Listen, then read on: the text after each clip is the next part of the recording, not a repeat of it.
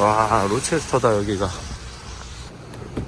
저는 와이프를 데려다주고 이제 집으로 갔다가 이따 헬스장에 갈 건데, 오늘은 좀 철학에 대해서 한번 얘기를 해보자고요. 저 원래 철학을 어렸을 때부터 되게 좋아했는데 그 얘기를 한번 해보겠습니다. 오늘은 철학에 대해서 한번 얘기를 해볼게요. 저는 무슨 일을 하든 저희가 뭔가 창의적인 또 창조적인 일을 해야 한다고 하면은 철학이라는 게 가장 중요하다고 생각합니다. 그리고 여러분, 좋아요, 구독, 알림 설정은 제가 이 채널을 운영하는데 진짜 가장 큰 힘이 됩니다. 꼭 부탁드릴게요. 감사합니다.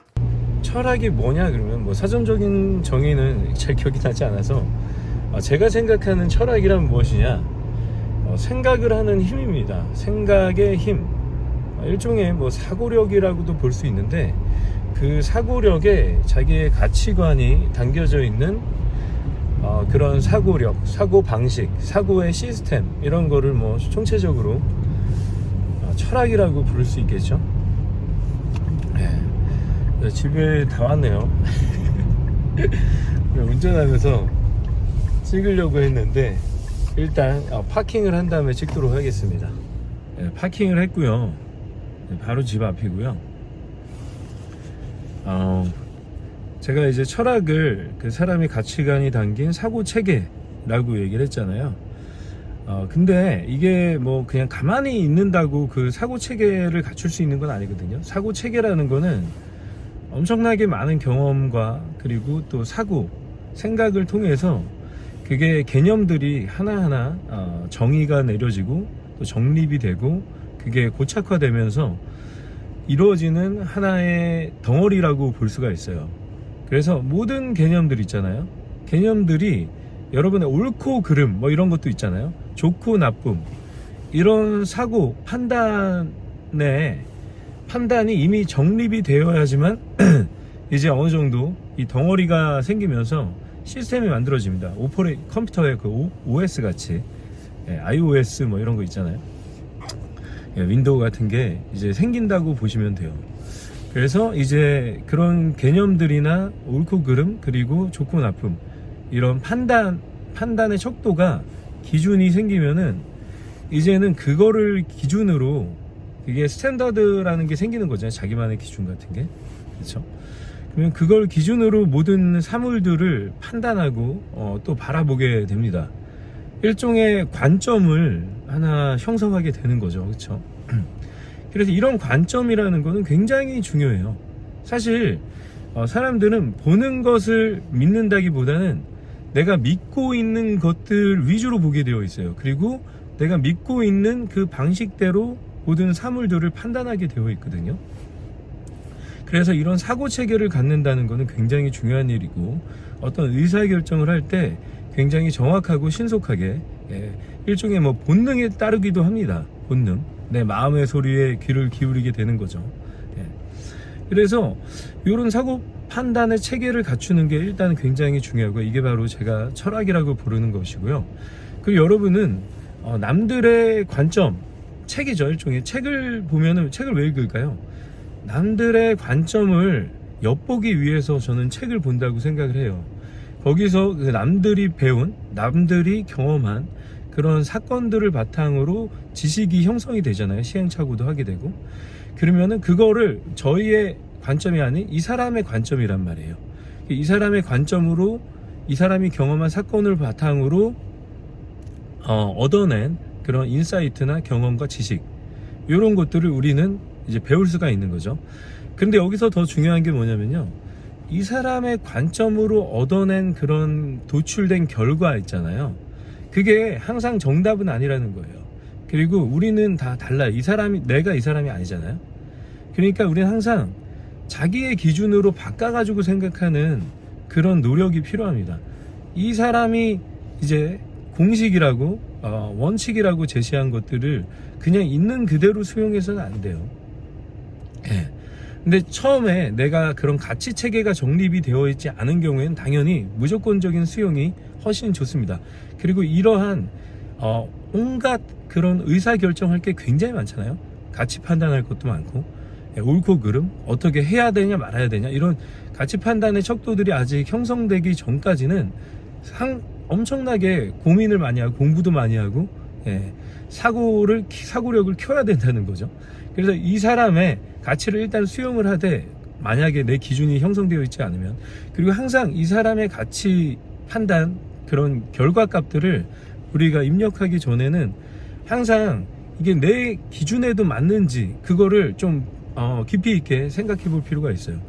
그리고 나서 이제 경험들이, 저도 이제 경험을 해야 되잖아요. 나만의 사건들, 이벤트들을 계속해서 만들어 나가야 돼요. 그래야지 내 기준이라는 게 생기는 겁니다.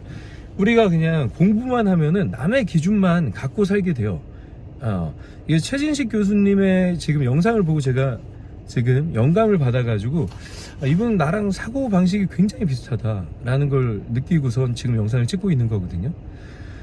그래서 나만의 사건들을 만들어내면서 그 경험을 토대로 나만의 기준이 형성이 됩니다. 이렇게 하지 않으면요, 여러분은 평생 남의 인생을 살 수밖에 없어요. 남의 관점으로. 결국 나만의 고유한 가치를 만들어내지 못하는 거, 관점을 만들지 못하고 나만의 고유한 철학을 만들지 못해. 이거는 남의 사고의 방식, 남의 오퍼레이팅 시스템을 빌려다가 사는 인생이라고 볼 수가 있어요. 그리고 왜 나만의 이런 철학이 생겨야 되고 나만의 스탠다드가 생기면 뭐가 좋냐? 여러분이 진짜 자유로워질 수 있어요. 남의 가치 판단 하에서는 나는 항상 초라할 수밖에 없어요. 내가 불리해. 내가 만든 유니버스가 아니잖아요. 내가 만든 생태계가 아니란 말이에요. 직장에 가면 여러분 어때요? 여러분 약해요. 제가 직장에 가도 똑같습니다. 저는 약해요. 왜냐면 그 세계는 남이 만들어 놓은 세계이기 때문에 제가 가면은 약할 수밖에 없어요. 남들이 저한테 부여해주는 직위, 그렇죠? 대리면 대리, 과장, 부장, 이런 거는 그 회사의 시스템에 맞춰서 그 사람이, 오너가 저한테 책정해 주는 거잖아요. 일종의 승진을 시킬지 말지. 그렇기 때문에 굉장히 약해요. 남의 기준, 남이 만들어 놓은 생태계에서 사는 사람들은 굉장히 약할 수밖에 없습니다. 근데 자기가 이벤트를 만들어내면서 시행착오를 하면서 산전수전 다 겪으면서 자기만의 결과값을 도출해내고, 그 결과값을 바탕으로 나한테 맞는 최적의 스탠다드를 만들고 또 나만의 생태계를 만드는 사람은 강할 수밖에 없잖아요. 그렇죠? 야생성이 있는 거예요. 야생성. 이런 사람들은 알래스카에 갖다 놔도 살 수가 있어요. 저 지금 로체스터에 갖다 놔도 잘 살고 있잖아요. 온라인으로 막 강의하고 그러면서. 그런 거예요. 그러니까 저는 이런 훈련이 굉장히 많이 되어 있는 거예요. 그래서 여러분들이 만약에 어디에 가서도 여러분이 생존할 자신이 없다 그러면 여러분은 아직 약한 겁니다. 훈련이 덜 돼 있는 거예요. 근데 이게 굉장히 저한테는 당연하다고 생각했는데, 왜냐면 저도 직장 생활을 했었거든요. 그러면서 저는 과감히 나왔어요. 과감히 나오면서 불안감이 조금 있긴 있었죠. 이게 나가면 과연 제가 좀 아쉬웠던 건 소속감이었어요. 나와서 너 뭐하냐 하면은, 그때 저는 이제 파스테이션이라는 팟캐스트 디렉토리 서비스를 만들어서 런칭 했었거든요. 나오자마자 제 사업을 바로 시작했던 거예요. 그렇죠? 그랬는데 너 뭐하냐 하면은 뭐 팟캐스트에 대해서 설명을 해야 되는데, 그 당시에는 완전히 얼리였기 때문에, 초기 단계였기 때문에 이 팟캐스트라는 거 모르는 사람들이 대부분이었어요. 근데 아이팟이 막 나와가지고 이제 그 팟캐스트 서비스가 미국에서 이거는 뭐 굳이 찾아가서 듣는 게 아니라 방송처럼 자동으로 에피소드가 업데이트되면 자동으로 업데이트돼서 저한테 푸시 알람이 뜨고, 요런 기술적인 게 정립된 시기였거든요. 트랙백이라는 단어가, 아시는 분이 있을지 모르겠는데 트랙백이라는 단어가 그때 나왔었어요. 블로그에서 푸시 알람을 제공해주는. 아무튼 간에 그 기반으로 만들어진 게 팟캐스트예요. 블로그 기반으로 이제 오디오 파일을 올려가지고 블로그 팔로워들, 구독자들한테 푸시 알람으로 오디오 파일을 전송해주는 게 팟캐스트 기술이라고 쉽게 설명하면 되거든요. 그런 사업을 했는데 이걸 이렇게 길게 설명했어야 됐어요. 너 뭐하냐? 저 HP 다닙니다. 끝. 너 뭐하냐? 캐논 다닙니다. 끝. 이렇게 되는 거예요. 캐논에 마케팅합니다. 그쵸. HP에서 인터넷 마케팅 서비스 팀에 있었거든요. 그런다 하면 끝나는 건데 이 설명이 너무 귀찮더라고요. 아무튼 간에 그랬는데 저는 이제 과감하게 밖으로 뛰쳐나왔죠. 저의 시행착오 엄청 했습니다. 사기도 많이 당하고요. 지금까지 여기까지 오면서 억대로 수입을 벌기까지 그럼 말도 못해요. 제가 이제 돈을 벌기 시작한 3년 전이에요. 모든 빚을 다 청산하고 이제 0부터 다시 시작해가지고 3년 전부터 다시 읽은 거예요.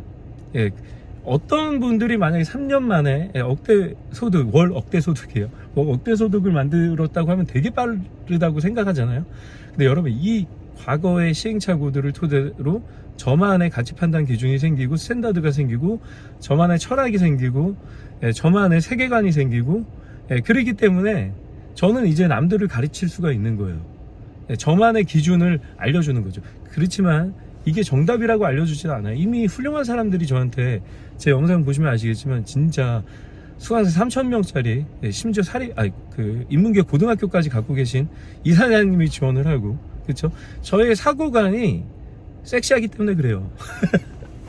저의 이런 인생 진짜 밑바닥부터 엄청난 시행착오를 겪으면서 읽어온 그 경험이 이제 매력으로 발산되는 거죠. 일종의 매력이죠, 이것도. 그렇죠. 세계관의 매력, 저 사람의 매력, 이런 거예요. 그래서 그렇게 어마어마한 의사 선생님부터 뭐 대기업 직원부터 뭐 카이스트 출신 개발자부터 이런 쟁쟁한 사람들이 저의 매력을 끌려서 지원을 하는 겁니다. 저의 세계관, 저의 관점을 배우고 싶은 거예요. 아무튼 여러분만의 기준을 만들어서 야생성, 정말 여러분 다 할 수 있거든요, 진짜. 물론 시행착오는 겪을 겁니다. 하지만 저 같은 사람을 만나서 약간 야생적으로 생존해낸 그 사람의 생존 스킬들이나 생존 관점들을 배우면은 도움이 좀 많이 될 거예요, 확실히. 제가 지금 감기가 걸려가지고 코로나 조심하세요, 여러분. 진짜 죽겠습니다. 너무 오래 걸죠. 한 달째인데 목이 감기가 낫질 않아요. 정말 개고생하고 있습니다. 아시겠죠, 여러분? 여러분만의 철학을 만들고 그 바탕으로 세계관을 만들어서 여러분 주변에 소중한 사람들을 초대하고 또 모르는 사람들도 초대해서 돈도 많이 버시고 행복하고 자유로운, 이렇게 살아야지만 자유롭습니다. 남의 세계에 들어가선 자유로울 수가 없어요. 힘들어요, 너무. 그 안에서 남들이 만들어 놓은 세계관 속에 갇혀서 그 안에서 여러분들의 자유를 찾는다? 굉장히 어려운 일이에요. 그래서 젊다면은 조직에 갇혀 있지 마시고 과감하게 시행착오를 경험할, 목숨 걸고 정말 시행착오 한번 겪어보겠다. 나만의 사고 체계를 만들겠다. 나만의 철학을 만들겠다. 나만의 오퍼레이팅 시스템을 만들겠다. 이런 생각을 갖고, 그리고 나만의 세계관을 끝끝내 성공적인 세계관을 월 억대, 10억대, 100억대 소득을 만들면서 여러분의 세계관을 만들어서 다양한 정말 훌륭한 사람들을 여러분의 세계관에 초대하는 그런 경험을 반드시 인생을 살면서 해봤으면 좋겠습니다. 너무나 기분 좋은 일이에요, 여러분. 아시겠죠? 그래요. 그러면 저는 다음 영상에서 뵙겠습니다. 감사합니다. 그리고 여러분, 좋아요, 구독, 알림 설정은 제가 이 채널을 운영하는데 진짜 가장 큰 힘이 됩니다. 꼭 부탁드릴게요. 감사합니다.